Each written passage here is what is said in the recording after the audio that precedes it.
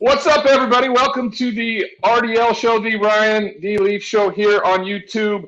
Follow us on Twitter and Instagram at the RDL show and subscribe to the Ryan D. Leaf show on YouTube. If you'd like to listen via podcast, not catching us live, check us out on the Believe Podcast Networks. All right. We said we were going to do this Friday. We said we were going to talk about baseball because I am the RDL show correspondent this week for Major League Baseball. I don't know if you guys know this, but I was at the game last night sitting front and center for the 4-pitcher no-hitter that the Cubs put on. Not only am I a diehard Cubs fan, but I got to watch him perform and a no-hitter against one of the best lineups in the business, right? Bellinger's back, Mookie Betts, Muncy, everybody. Sager and Justin Turner were out, but they quieted those bats all night long. Zach Davies threw 6 shutout, no-hit ball, and left it over to 3 relievers for the last 3. And Walker Buehler was the pitcher for the Dodgers. He was 7-0 on the year. He had not lost. This is his first loss of the year. Cubs looked really good. Javi Baez opened it up in the first with a bomb, and that set the tone. That would have won it right there. That was a game winner as they shut out the Dodgers. I'll be in attendance for the next 3 nights, 7 o'clock tonight, 4 in the afternoon on Saturday and Sunday.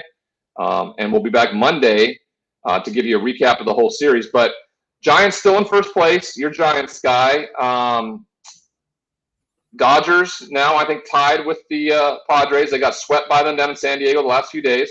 This is a very important series for the Dodgers, as well as for the Cubs. They go to Milwaukee after this. Their team that they're tied for first place with. So this is a big road trip for them. And boy, did they start it off well last night. Your guys' thoughts? Question of the day: have you ever been present for a no-no? That was the first time I'd ever been present for a no-hitter, and it was my Cubs, and I loved it. And we got the Karate Kid over there. What do we got going on over there right now? Padres? Oh. Well, we can't hear Jonathan. So, Oh, well, I'm back. I promise. No, I have to explain myself here. So I went to the high school All-Star game last night at Petco Park, and I got a free official headband of Fernando Tatis, and I figured that we would pay homage, Ryan, because the Dodgers got swept by the Padres, and they got no-hit by the Cubs, so I figured why not pay an homage to a team that set them up for failure against your Cubs here on the show. Oof, set 30. them up I like for it. failure. Sure. I don't care. We'll take it. We no-hit them. Well, the Dodgers and Padres now are both tied in second behind the Giants at 4.5 games back. The difference is the Padres have won 7 games in a row. Dodgers have lost 4 in a row, and the Giants stay hot. So, again, after the Dodgers being pretty hot for quite a while, they're in a slump. But as I say, every time we talk about baseball, we're not even at the All-Star break yet. They're the defending champions. We still have 80 games left in the season plus.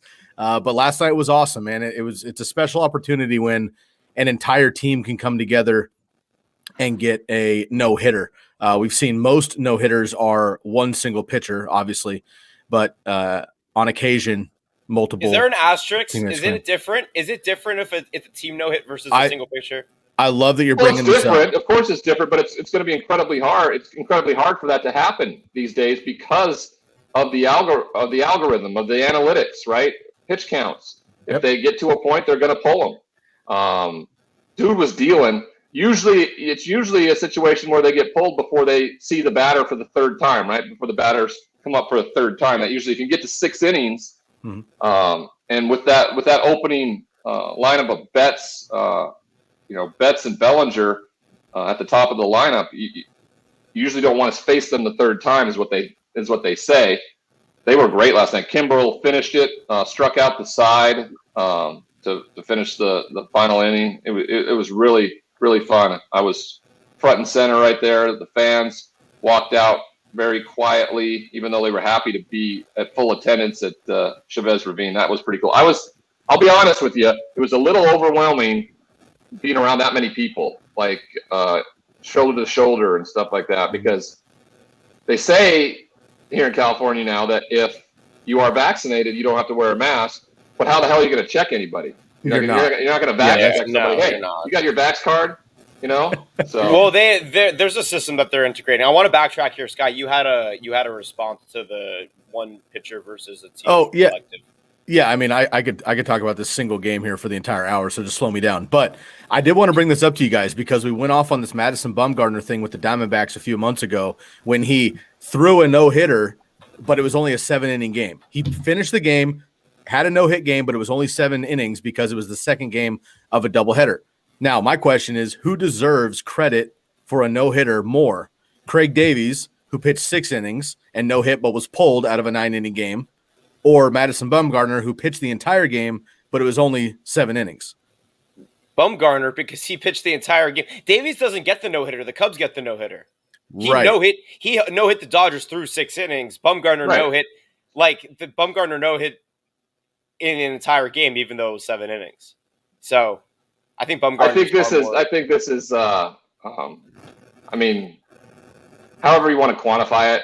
I watched the Dodgers get no hit by my Chicago Cubs last night. That's the only thing that matters. I don't care how it got done. If they threw 9 pitchers or a new pitcher every inning, they held the Dodgers, who is a battery of great hitters, to no hits over 9 innings. Chris Bryant was special. You know what? He's just so nonchalant about his business at third base.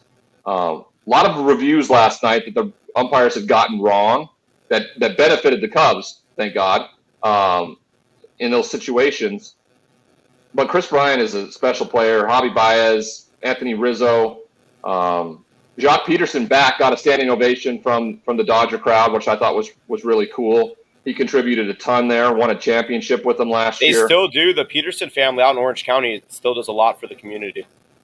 So I used to go to this. I used to have like Sunday brunch with Jock and his family. Oh, and Tiger?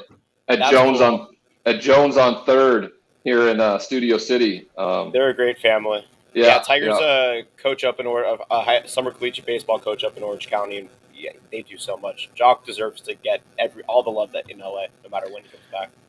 I want to throw out a couple more stats here, just because I like to dive deep into these kind of things before we move on. The Cubs combined 4 pitchers for the no hitter against the Dodgers for the 17th no hitter in team history for the Cubs.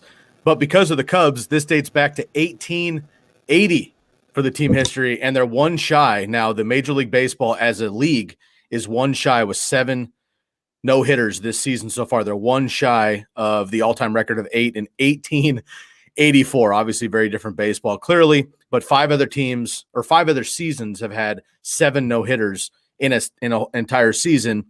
None have had 8 since 1884. But we're not even at the All-Star break, so this is the most no hitters in any season of baseball on record, at least before July. So somebody will throw a no hitter after this, and probably 2. And we'll be breaking history again this year. Is it because of the foreign substances that everybody's using? That's part of it. That's part of it. But I mean, I think, if I got called out for a foreign substance and I knew I wasn't using any, I would strip. I'd strip right in front of the umpire right there and just give him everything. Yeah, it's really interesting. Trevor Bauer, Dodgers pitcher, put up a interesting video online, and it was him going through the different substances and just like what is legal and what's not, because some of this stuff is legal and some of it isn't. And for years and years and years, it has been legal to, baseball players commonly like spit in their glove, rub it around the palm to kind of loosen the leather and stuff and whatever. But pitchers spit in their glove, add a little bit of rosin, which is basically a chalk bag that hangs out on the mound for non-baseball fans, and they mix the rosin with the spit, and you can make more or less a paste, if you want to call it that. And they can kind of, thumb that onto the baseball here and there. People have been taking their fingernail to cut, chunks out of it, rubbing it in the dirt, whatever.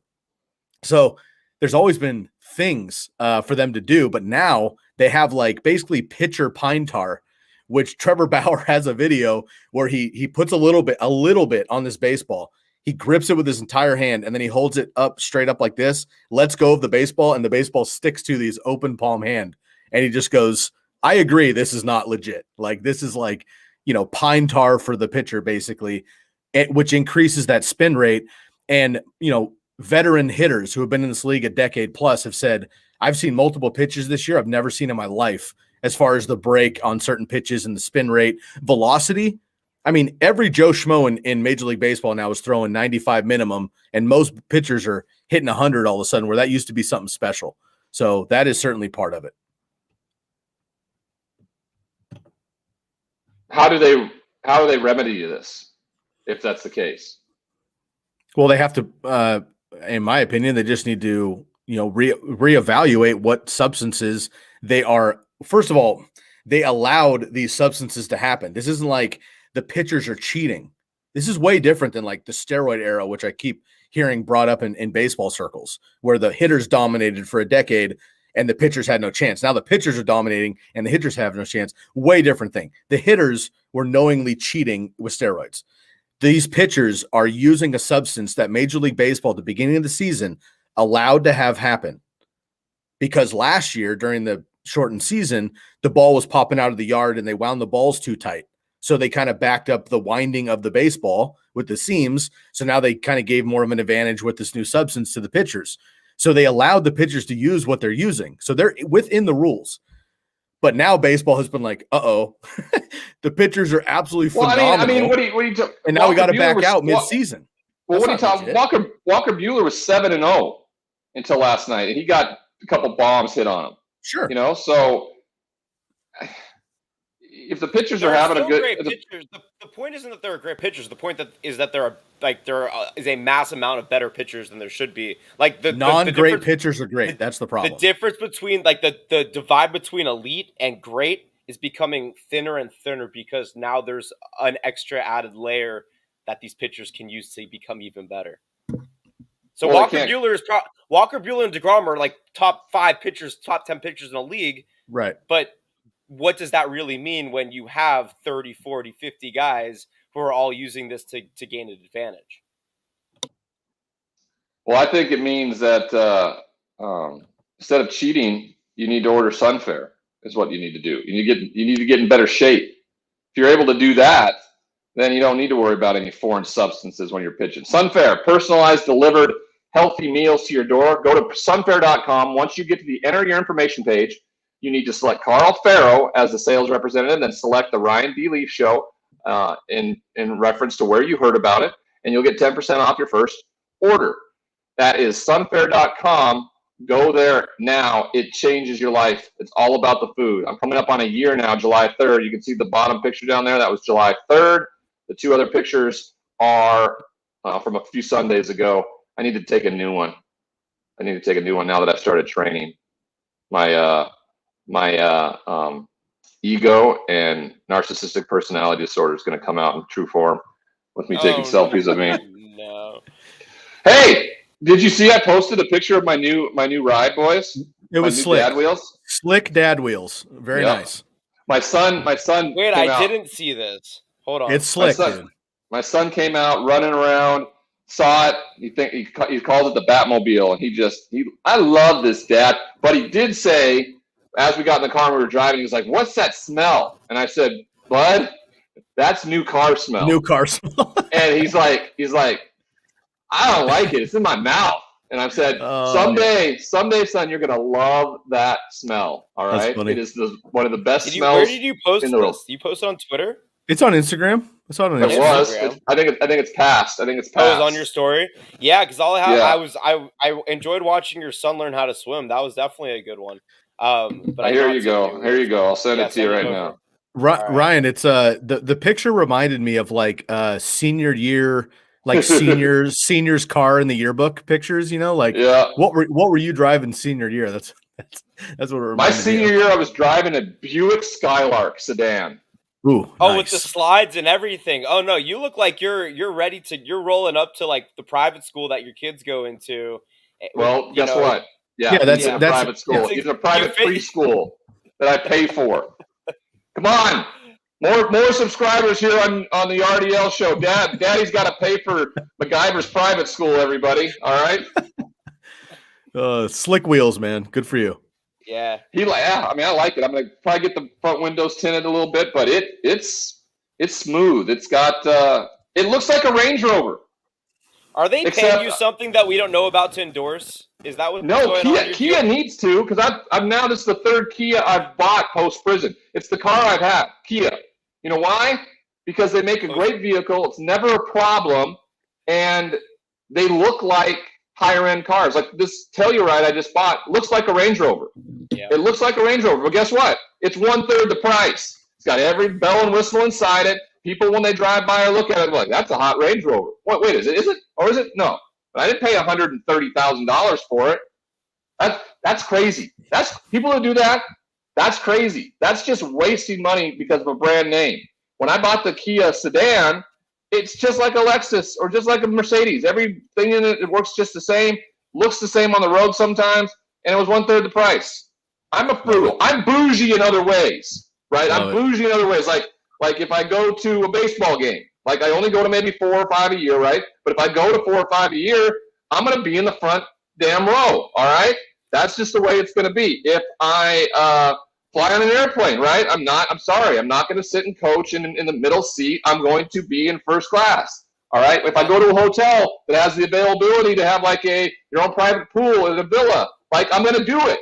Like there are certain things that I'm bougie about, and there's certain things that I'm incredibly frugal about. Things like for long terms, like car payments. That's where I'm not necessarily bougie, all right? And it served me well. Post-prison, I was very poorly bougie in my NFL days when I spent money indiscriminately like an absolute douchebag. But, I digress on that end of things. All right. There's a little rant for you. Buy a reasonable car, people, that maybe looks like one of the higher-end cars, right?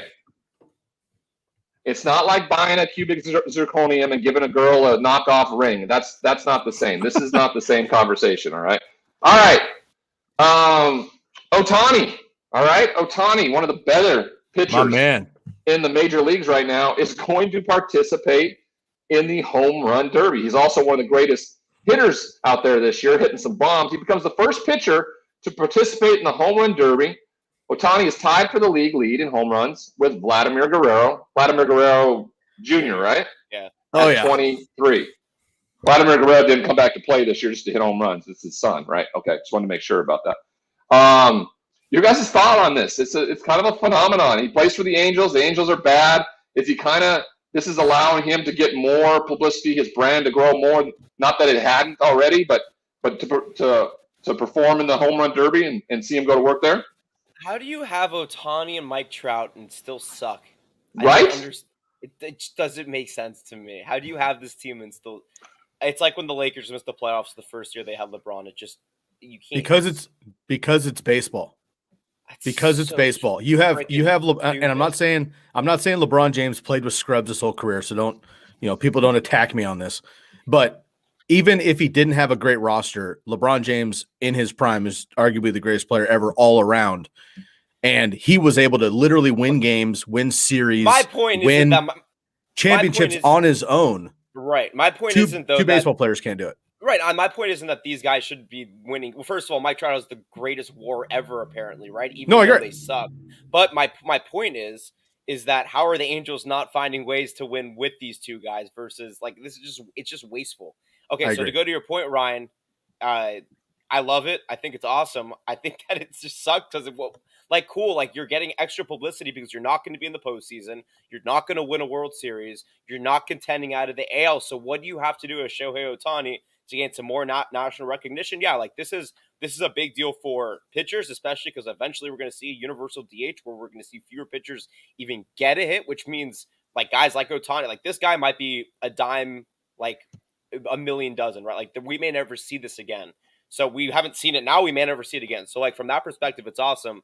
For the guy's perspective, for himself, it's cool. But after this year, he's probably not going to want to do it anymore because all he wants to do is win a World Series. He's not going to be able to do it with the Angels. So I like it for the stories. I like it for the history. But it doesn't. I'm not reveling in it because it's this incredible feat that's going to change the history of baseball. I'm on the other side. I think it's super cool. And you're totally right. And if you're a traditionalist with the quote unquote, it doesn't matter if you're not winning and stuff, then I get it. And it doesn't matter because the Angels aren't going to make the playoffs. The Astros and the A's are severely outpacing them. They don't have a chance. However, what this guy is doing literally hasn't been seen since Babe Ruth, and nobody alive essentially can say anything about how they saw or can compare to Babe Ruth because he was 100 years ago.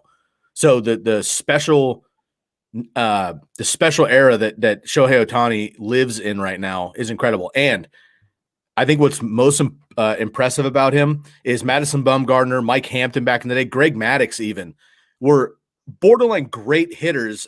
Jose in Urias. regards, sure, in regards to pitchers, they were great hitters. Greg Maddux pinch hit in the World Series.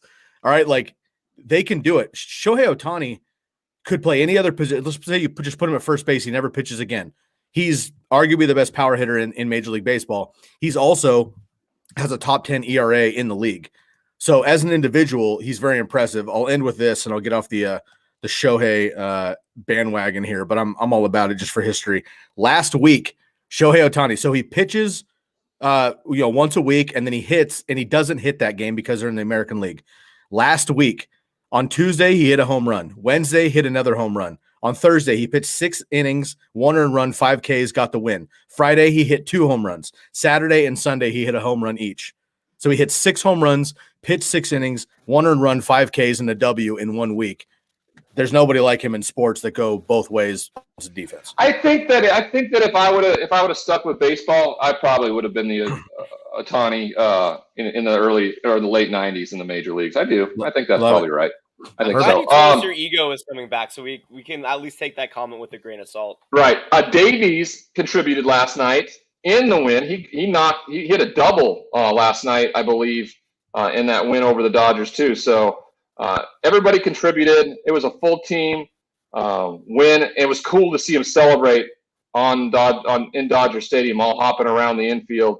I was one of the only ones in my Cub jersey, my Ryan Sandberg throwback Cubs jersey, bouncing around. Way to represent. Good work. Afraid I was going to get my ass kicked, but I didn't. I was going to ask, Ryan. I was going to ask before we move on. We talked a lot about fan behavior the last couple episodes. You were in Cubs attire in LA. Did you feel uncomfortable? Not COVID uncomfortable, like Cubs fan at Dodger Stadium uncomfortable? Nope, never did. Not once. So that's good. No vile slurs or anything. If you weren't 6'7", would you feel less comfortable? Probably. If I wasn't 6'7", 230 pounds, yeah, like a little bit less unfair. If somebody wants to talk some shit, I'd be like, okay. I mean, I know you're upset. You just got no hit at home, but go Cubs. Go Cubs in 4. Cubs in 4. Cubs in 4. By the way, I think the Dodgers are going to find a way to swipe up Ohtani when his contract's up with the. Oh God! Don't tell me that. Don't even tell me that. They're going to Mookie Betts him, man. I'm telling you right now. Get out of here! No. Why wouldn't they? I mean, exactly. I will say this though. Albert Pujols, he looks like the first baseman on my sober intramural softball team right now. Yeah, he's done. He wants to get a title, and he made that move. He's clearly not Albert Pujols anymore, but I mean, he's standing right there at first base, which is where my seats were. And I'm just looking at him like, you know what? I look just like him about a year ago. I feel like before Sunfair. I was gonna say we know where to send him. Yeah, he's in the LA area. It's in LA area. Start smacking that Sunfair, Albert. See what you can do. Speaking of LA, apparently the Clippers, all they need to do is go down 0-2 in a series. What is the deal? Let Chris Paul come back and absolutely dominate a game at the Staples Center. I mean, I don't know what to think of this Clippers team. Now, Phoenix was bound to have a bad game, right? They've won 7 straight. They've been dominating. So they were bound to have a poor game, and that's fine. I understand it happening. You just don't want that door creaked open just enough to let the Clippers start edging their way in and make this a series, because after that win the other night with DeAndre Ayton and that dunk from Crowder, I thought the series was over. I was at a game last night, so I was checking the score. But wow. Ryan, how they were down 0-2 to 2 better teams. Okay, the Mavericks are not a better team. They were down 0-2 to a better team, and to a Mavericks team that was rejuvenated. How do you write off the Clippers after what they've done the last two seasons? I know they were plus 15. Well, I think that was the conversation. That was the conversation Sky and I had, where like they're down 0-2. It feels like, the desperation heave at the end of the game, and Paul George missing those free throws and the way it ended. I'm just like, but we made the point. We're like, they've come back from 0-2 the last two series, so it shouldn't surprise us if they do it. And boom, sure enough, there they are. Taking this game back to 1-2 with Chris Paul playing in that game last night. So it's a series now. We'll see what plays out. How crazy would it be if they got to the finals without Kawhi? I mean, that's Tyronn Lue. He's got to be one. I mean, he won a title in Cleveland with LeBron and Kyrie and Kevin Love and that crew, right? Now it's more and more. He's able to do something with the Clippers without Kawhi. Oh my God! You don't need Kawhi when you have Terrence Mann, Ryan. He went 6 for 8 last night with 7 assists and 8 rebounds. This guy needs to be taking more shots than 8 shots. I'll tell you that much. Facts. Yeah. And I actually have a question about this, Ryan. This would be interesting. I didn't pull up the graphic. I should have screenshotted. There's a former Clipper who's on the team for 2 years. His name is Sindarius Thornwell. He played at South Carolina. He was a part of that Final Four team that lost to Gonzaga in 2019, which was the Oregon Final Four year as well. Drafted by the Clippers. Last night, after Terrence Mann has another good game, he goes to Twitter and starts basically venting his heart about how jealous he is that Terrence Mann, how he wasn't given an opportunity by the Clippers the same way Terrence Mann has, and that led to him being underdeveloped and eventually out of the league. This seems to be a perspective that happens a lot in all sports with former athletes watching. Like Terrence Mann was the guy that was brought in to replace Sindarius as that pick. When that happens across an array of sports, like how one as the public do we console that kind of athlete for feeling that way, and two, does that athlete even have a right? Like what right does an athlete have in that situation to feel some sort of disdain or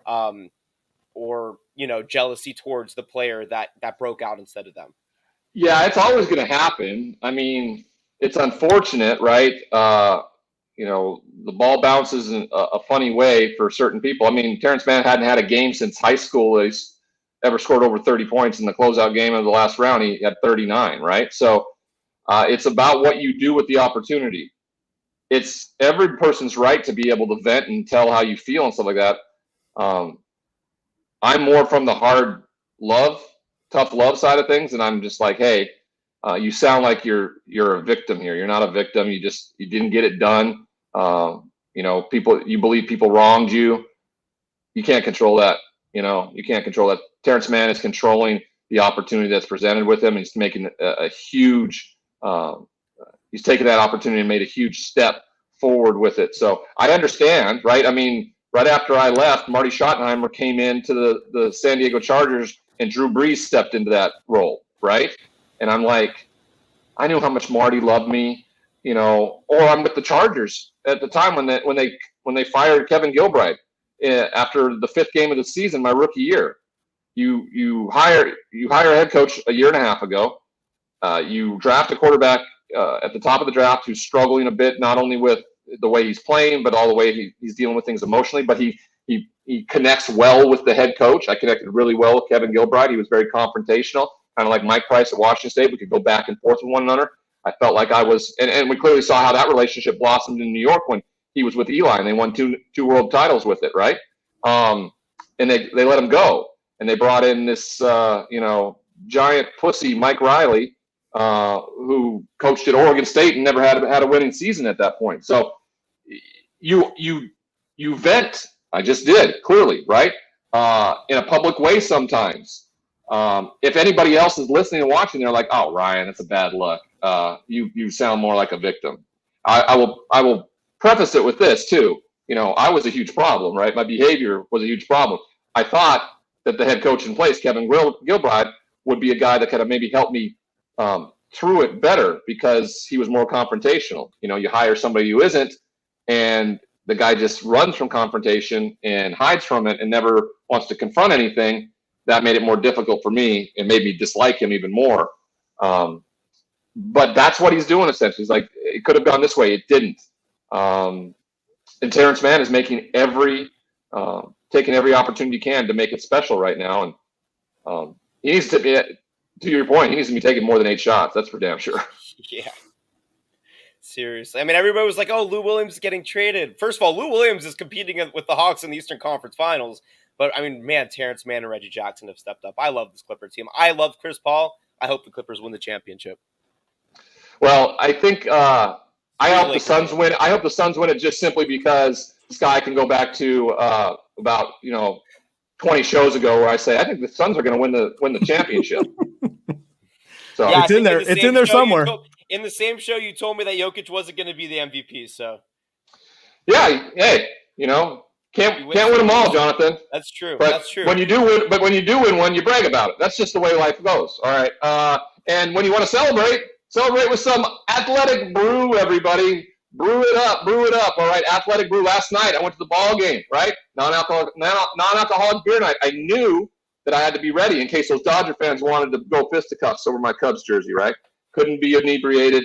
Had to be non-alcoholic beer. Try athleticbrew.com. Non-alcoholic brews. Brew without compromise. Try it now. All righty. Moving on to the NBA. Sky and I talked on Monday.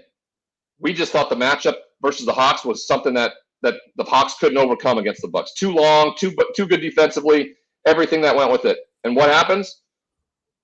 We were completely wrong. Trae Young goes for 48 and stayed hot, and they're a special team. And Nate McMillan, shout out to Big Nate. I used to go to Supersonics games. We used to party at Julian's, the pool hall there with Gary Payton and Ben Baker back in the day. He was the old gangster on that team, man. He was old school, that's for sure. Sean was on that team too, huh? No, he had gone. It was Rashard Lewis. Sean was gone by that time when Nate. Ray Allen was on that team, and Rashard Lewis was there too, huh? Ray came right after this span where I was spending time there. I had floor seats at the Sonics game. That's awesome. By the way, Seattle, bring back the fucking Sonics. By the way, all right.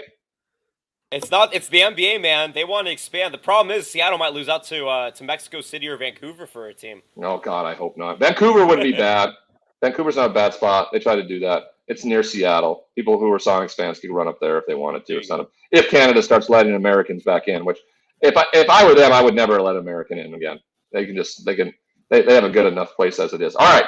I mean, Trae Young looks so good.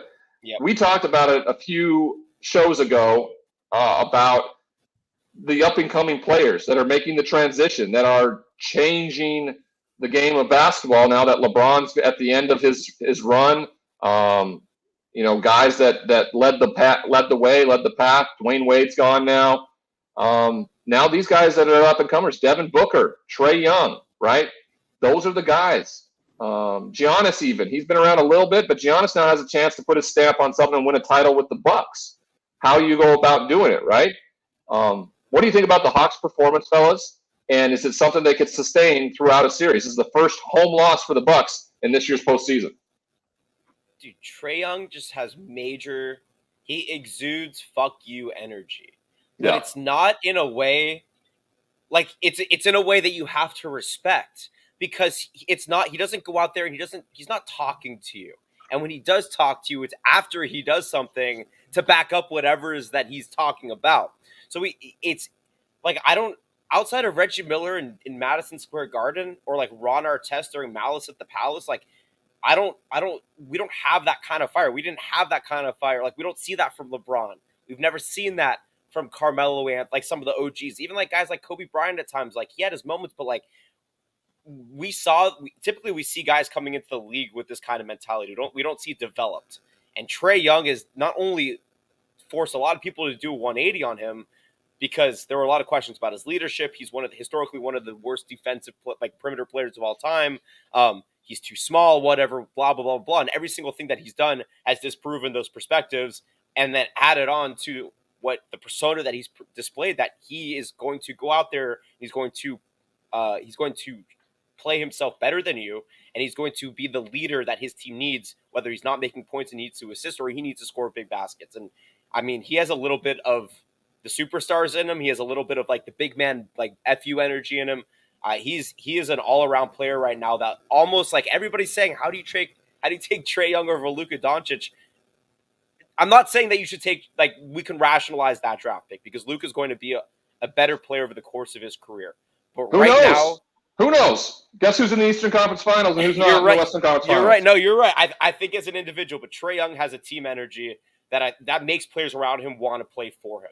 That's what Luka Doncic doesn't have. That's what we don't have from a lot of players in the NBA. LeBron has that, but we don't really. I mean, we don't see that anymore. We see, like, Steph Curry's a good example. Like, no one wants to play with Joel Embiid and Ben Simmons. Nobody wants to play with, like, Zach LaVine is a great example of a superstar that people want to play with, but you can't win with him, right? So nobody wants to play with James Harden. Nobody really wanted to play with Kevin Durant. They had to put together a super team to be able to go and try and win a championship, and that didn't work. So Trae Young possesses something that we don't have in the NBA right now. It's super awesome. It's super refreshing. I still think they're going to lose to the Bucks in 6, but it's fun to get game 1. Yeah, I can't say that I'm a Hawks fan by any means. It's certainly a bandwagon situation, I'll be honest. But when they came out of the first round, I started paying more attention. I was like, okay, and Trae Young's fun to watch. But Ryan, I said on Wednesday, I said Trae Young's a great shooter, but he's hot and he's cold. If he stays hot, they have a chance. Some of these like 0 for 7 droughts he's had in the playoffs have been brutal, but his team's been able to pick him up. He goes off like this. I mean, the Bucks just can't shoot with him if he's going to do that. But is his team picking him up, or is he finding other ways? Because in those poor performances, guy, he still has 12+ assists, and he's still in the plus-minus, right? Yeah. So He's getting it done, and the team is doing well. Right. But he is hot and cold as far as shooting. So he's chucking him up and not making him down, but he's finding other ways to win is what I'm saying, which is great. Exactly. But if he's hitting shots, which he did last night, and he's able to distribute and do everything else, I just don't think the Bucks can hang with him in a full game if Trae Young is this hot. And we said on Wednesday, basically, we didn't give the Hawks enough credit Wednesday, and we both said that we thought the Bucks were going to win the game and win the series. But ultimately, it was kind of, if whoever wins game 1, I think, has the best chance to win the series because the Bucks hadn't lost at home yet. So we'll see how they bounce back from that. The Hawks are up 1-0, and the Hawks have been just this year's NBA Cinderella. There is one every year, and it's the Hawks. You know who the RDL show Cinderella is? Oh no. Animal Science TV. He's watching this show at fucking 3 a.m. in Vietnam. Shouts out Animal Science. How cool is that, man? Vietnam, Animal Science TV. Thank you for being a part of this, being a part of it all. That's dedication, right? International. My mom and dad won't even watch the fucking show, right? So that you're killing it, man. You're killing it for me. All right. Off the NBA. We're gonna go. Before we get into some of the minutia of the NBA, talking about Kidd and Kemba Walker, the Jason Kidd and the Kemba Walker news, I want to talk about the Montreal Canadiens, right? First Stanley Cup Finals appearance since 1993, right? They had the worst record entering the playoffs this year. They beat the Vegas Knights last night and advanced to its first Stanley Cup again since 1993. Tampa Bay and the Islanders play tonight in Game 7. Our boy Kevin Connolly, who's stuck at home because he's got a newborn, is just sweating it out for his Isles because he said, and I don't know if his newly minted baby mom is going to let him go off to the Coliseum to watch the Stanley Cup Finals between the Montreal Canadiens and the New York Islanders. We'll see. Can the Lightning do what they did last year and get back to the finals, or the Islanders, the good time story of the year? They fought. They were down 2-1 in the last game. They fought back, got to overtime, hit a goal in overtime, and there you go. Your guys' who do you think's in the Stanley Cup final against the Montreal Canadiens after tonight? Let's go Islanders. Is it bad that I didn't know the Canadiens were spelled with an E? I always thought they were spelled with an A. Really? Yeah, I thought it was IANS. That That's shows okay. how little I know about hockey. That's okay. I'm gonna refrain. You weren't even alive in 1993, right? So it doesn't matter. Correct. I mean, it should. I mean, this is. Hey, what year were you born? 97. 87. Oh. You were 87, Sky. Sky got 10 years on me. Yeah. So you're 24. I'm 24.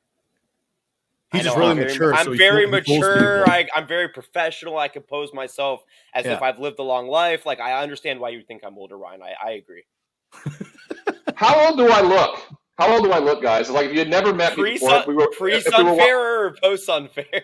Currently. Right now. Right now, if I Yeah. walked into a bar and I walked up to you and you were a girl and you were standing there and you were say younger, and if she looked at me, I'm like, he's Are handsome. you How old do you think he is? asking? Are you asking because like you're gonna like you need a survey for yourself, or are you just asking because you're curious? Both. Okay. Ryan, I would give you 37. 37, 38. I think upward between 35 and 40 is fair. Yeah. So anyway, Crushing it. this has a point. So I was at this bar and I talked to this girl and I asked her flat out how old do you think I was? And she came back. Great pickup line. No, I mean it was after the fact that I already tell she was interested in my brother, so I didn't have a chance. Anywhere I go with my brother, I don't have a chance because he's the handsome Leaf boy. He's an actor. He's got the hats. Yeah, not that one. The middle one, who's an actor. Okay. Yeah, the baby brother, he does fine too. He's a younger version of me. So that if I had youth, maybe it'd be better. But I asked her that question: how old did you think I am? And she told me 37, 38. So nailed it. Fuck yeah, nailed it. Because I'm 45, people. All right. Shout out Sunfair. Shout out Sunfair. Wherever you're at, Eric Davidson. Hell yeah, that Game 7 is going to be awesome. Love playoff hockey. Me too. I love playoff hockey. I have a question, Ryan. So you said if you stuck with baseball, you could have picked it up. What do you think? Let's go with the four main sports here. Let's go soccer instead of football because you played football. Which one do you think you would excel at the most? And do you think you could play all of them? Basketball. I know you were good in basketball. I know you were. I could have. Yeah, if I would have stuck with basketball, I could have got a 10-day contract. I could have got a 10-day contract probably somewhere. That's pretty. All right. What about? Yeah, if I would have stuck with baseball, yeah, I would have made the major leagues at some point. I know I would have. Hockey? You ever ice skate? You ever played? Never got on ice skates in my life. I tried at Central Park at Rockefeller Center a couple years ago. About broke my ass and my ankle, and I ain't doing it ever again. So, all right. Hockey's out of the question. Golf. If I would have just focused on golf, how I'm playing right now, if I would have had years and years and years of playing, you know what? I think I'd have a chance. But you can't all of a sudden at like 35 go, you know what? I'm gonna be a professional golfer. Sorry, Johnny, not happening. Well, do you think you could do one of those celebrity tournaments? Yeah, I could beat the guys that are winning. I could beat Romo. I could beat like Barkley's handicaps. Like I just need an invite. All right, my agents are pushing it, but shit, guys, you think CAA as an agency would have more pull, or maybe it's just me and like Ryan, you're not the best sell. We can't sell you like we could sell somebody else to come play the tournament in Tahoe. And I said, let's host my story's awesome. RDL show celebrity tournament. My story's awesome. I hit bombs. I don't drink. Like that's a whole story. Right and there. You're 37. You're in your prime. I mean, what are they fucking prime? I'm 37 what are they missing years out old. on here? Come on, that's a loss. I mean, I was like, I wear jerseys to baseball games. I'm freaking. I'm an adult child, right?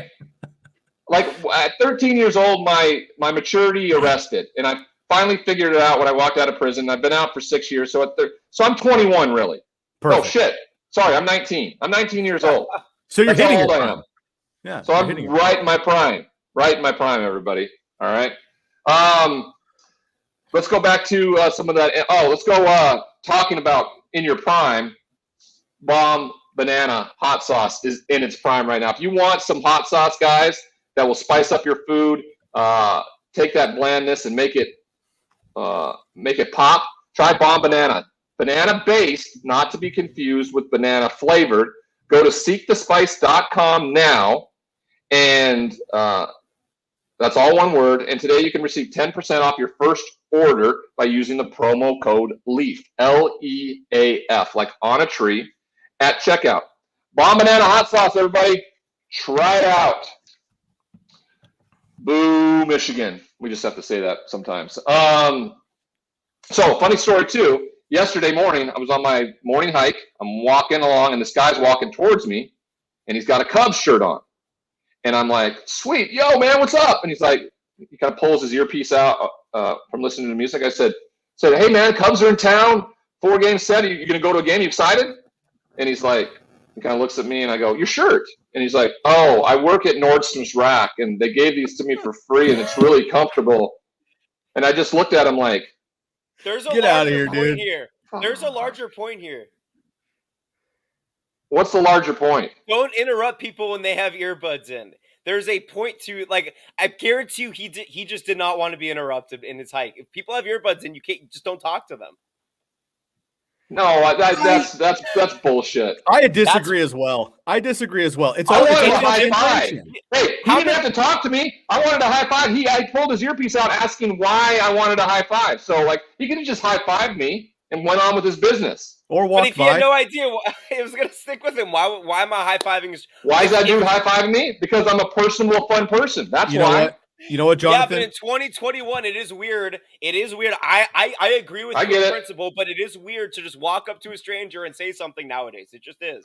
That's Jonathan, all I'm saying. Jonathan, Yes. you have this because you spent multiple years in the Pacific Northwest, a very friendly area.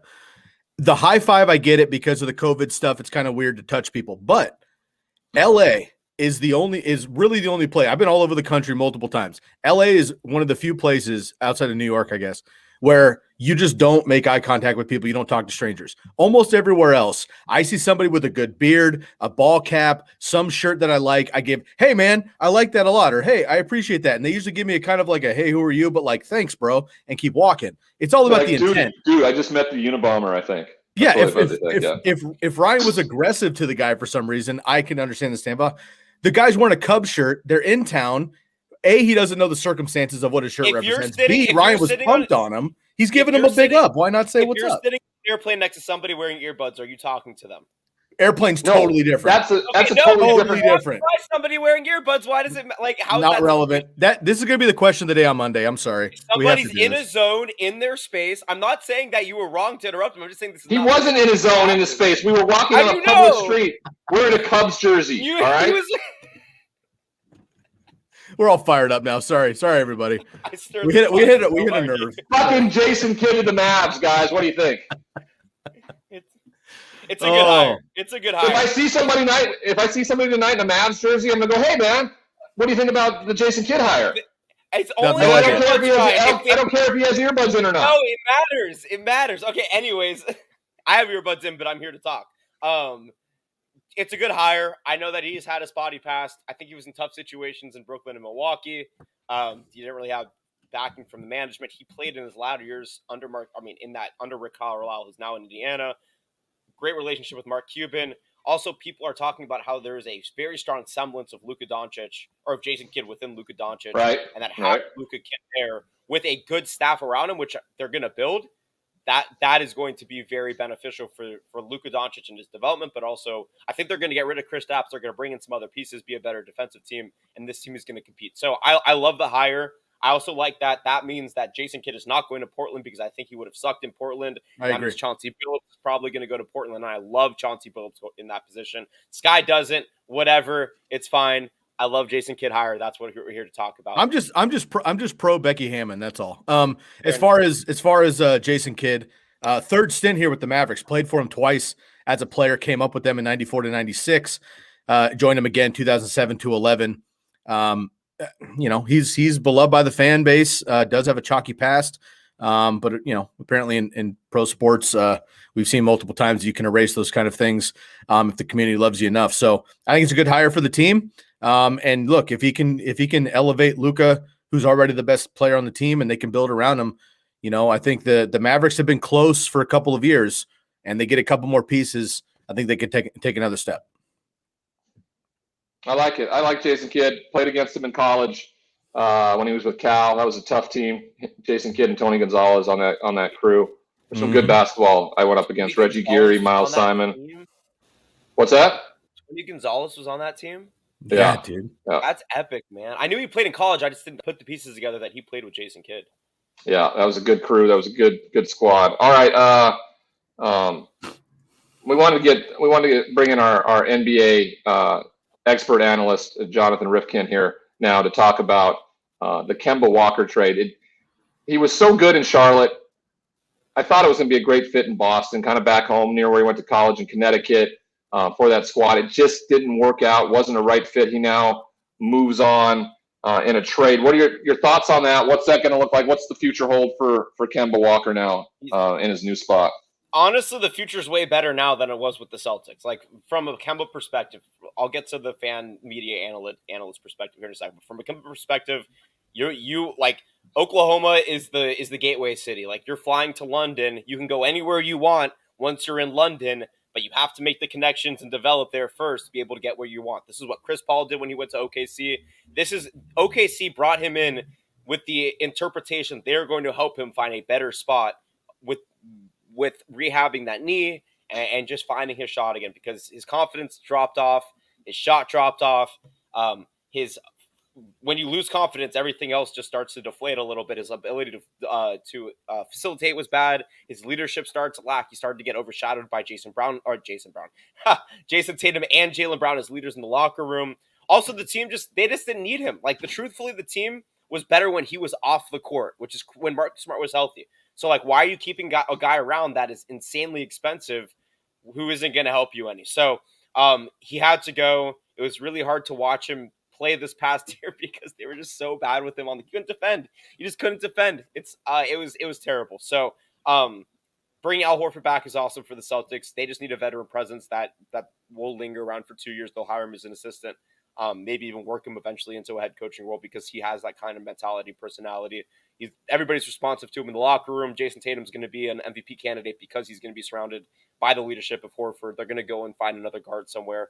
I don't take Mando quickly from the Knicks, or even go swipe up what's his name on the Suns, the backup to Chris Paul, who's been playing really well. If you guys remember, having a brain fart, played at Murray State, so really good for the Suns. Come on, guys. NBA, no, okay. The guy the wrong guy. So who was the Cameron Payne?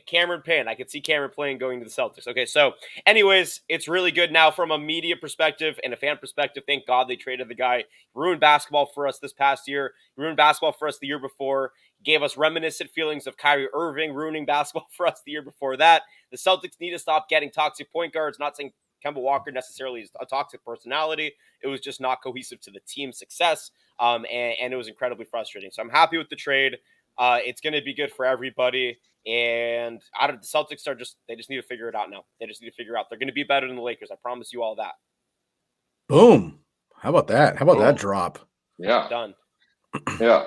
All right. Question of the day. Have you ever been present for a no-no like I was last night? And I kept looking up at the thing, just looking at that zero on the scoreboard going, is that real? And I know there's been base runners. I know that. There's been a few walks. There's been guys on base that turned two a couple times. But has anybody hit? And I kind of said it out loud, I guess, because a woman sitting a few rows away from me was like, in a Cubs jersey, she's like, no, hon, they haven't hit a damn thing. So I got my answer. Fair enough. You know? So have you ever been present for a no-no? TNY, Tiny Alvarez. Was that Arrieta's no-hitter against the Dodgers? It was actually a perfect game, I thought, is what you said. No, it was Jonathan. one. It was one. I was wrong. It was a one hit no-hitter. In the eighth, he gave up a hit to Adrian Gonzalez. He gave up a hit? Yeah, in the eighth. So it's not a no-hitter. Walk? Maybe it was a walk.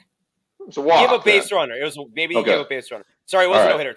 August 29, 2015 was when he did it. I actually have a picture at that game. I thought it was on my ex-girlfriend's Facebook account.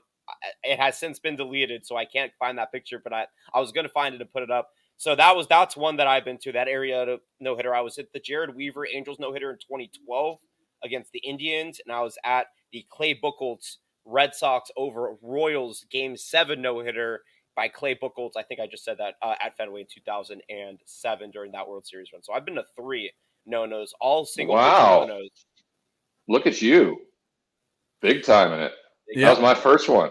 Yeah. Unfortunately, I have not been in attendance for any major league ones. Had a couple in high school and stuff, but we don't count those. Did you throw one, Sky? Huh? Did you ever throw one? One of those partials, one of those like team wins, which counts. I don't. If we're counting Zach Davies, then we're counting Sky Gloss. I'm not counting Zach Davies. You're gonna get me all fired up again. No, we're past this. We're past this. So I'm not counting Zach Davies either. No. I mean, he didn't finish the game, so it's not. I mean, he pitched 6 no-hit innings. Yeah. Also, Ryan, to your point of you kind of looking at the scoreboard and being like, have we had a hit because people have been on base? There were 8 walks in that game.